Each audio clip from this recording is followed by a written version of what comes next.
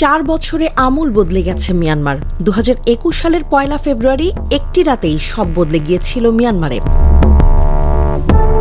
গণতান্ত্রিক আন্দোলনের নেত্রী অং সান সুচির দল ন্যাশনাল লীগ ফর ডেমোক্রেসি বিপুল ভোটে জিতে দ্বিতীয়বারের মতো সরকার গঠন করেছিল। কিন্তু দীর্ঘদিন ধরে রাজনৈতিক ক্ষমতার কেন্দ্রে থাকা মিয়ানমারের সেনাবাহিনী সেই গণরায় মেনে নিতে পারেনি। সামরিক অভ্যুত্থান ঘটিয়ে নির্বাচিত সরকারকে উৎখাত করে জান্তা সরকার ক্ষমতা দখল করল। গ্রেপ্তার হলেন সুচি ও তার দলের শীর্ষ নেতারা। দেশ জুড়ে জারি হল জরুরি অবস্থা। গণতন্ত্রপন্থী আন্দোলনকারীরা প্রথমে অহিংস প্রতিরোধের মাধ্যমে রাস্তায় নামলেও সেনাবাহিনীর নির্মম দমন নীতি পরিস্থিতিকে সহিংস রূপে নিয়ে যায়। কয়েক মাসের মধ্যেই সশস্ত্র প্রতিরোধ শুরু হয় এবং বিদ্রোহীরা মিয়ানমারের বিস্তীর্ণ অংশে জান্তার বিরুদ্ধে লড়াই গড়ে তোলে। 2020 সালের মিয়ানমার আর 2025 সালের মিয়ানমার সম্পূর্ণ ভিন্ন দুটি দেশ। গণতন্ত্র, অর্থনীতি, মানবাধিকার সব ক্ষেত্রেই মিয়ানমার এক চরম বিপর্যয়ের মধ্যে পড়েছে। গণতন্ত্র থেকে স্বৈরতন্ত্র।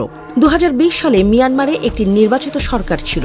2021 সালে সামরিক অভ্যুত্থানের পর রাজনৈতিক স্বাধীনতা পুরোপুরি শেষ হয়ে যায়। বর্তমানে মিয়ানমারে 21,711 জন রাজনৈতিক বন্দী রয়েছে।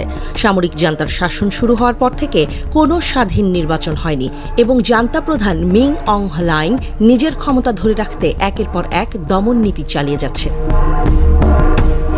2020 সালের মিয়ানমার ছিল তুলনামূলক স্থিতিশীল, কিন্তু 2025 সালে এসে মিয়ানমার এক বিশৃঙ্খল যুদ্ধক্ষেত্রে পরিণত হয়েছে।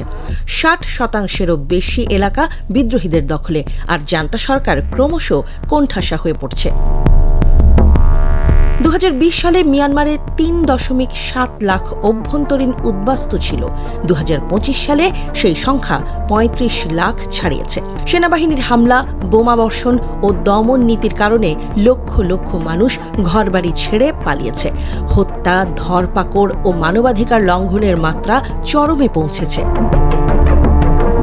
2021 সালের পর থেকে সেনাবাহিনী 6,224 বেসামরিক নাগরিককে হত্যা করেছে। বিদ্রোহী অঞ্চল এবং সাধারণ গ্রামবাসীর ওপর 3,292টিরও বেশি বিমান হামলা চালানো হয়েছে। 1 লাখেরও বেশি বাড়িঘর ও জনপদ পুড়িয়ে দেওয়া হয়েছে।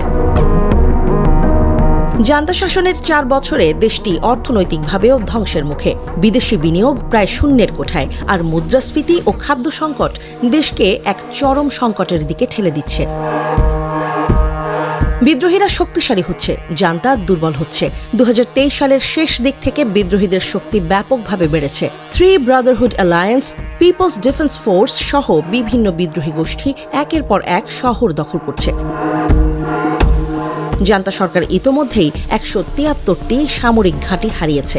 144টি শহর পুরোপুরি বিদ্রোহীদের নিয়ন্ত্রণে চলে গেছে, আর 79টি শহরে চলছে প্রবল লড়াই। রাজধানী নেপিদো ও ইয়াঙ্গন ছাড়া বড় শহরগুলোর ওপর জান্তার নিয়ন্ত্রণ কমছে। বিশ্লেষকরা বলছেন, জান্তার দিন ফুরিয়ে আসছে।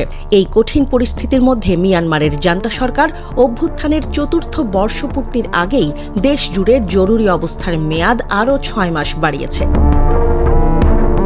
তবে বাস্তবতা হলো, এই জরুরি অবস্থা আর কাজে দিচ্ছে না। বিদ্রোহীরা আরও শক্তিশালী হয়ে উঠছে, সামরিক বাহিনীর পরাজয়ের সংখ্যা বাড়ছে। প্রশ্ন একটাই, এই জান্তা সরকার কতদিন টিকতে পারবে? মিয়ানমারের ভবিষ্যৎ কি নতুন করে গণতন্ত্রের দিকে যাবে, নাকি আরও সংঘাতের পথে এগোবে?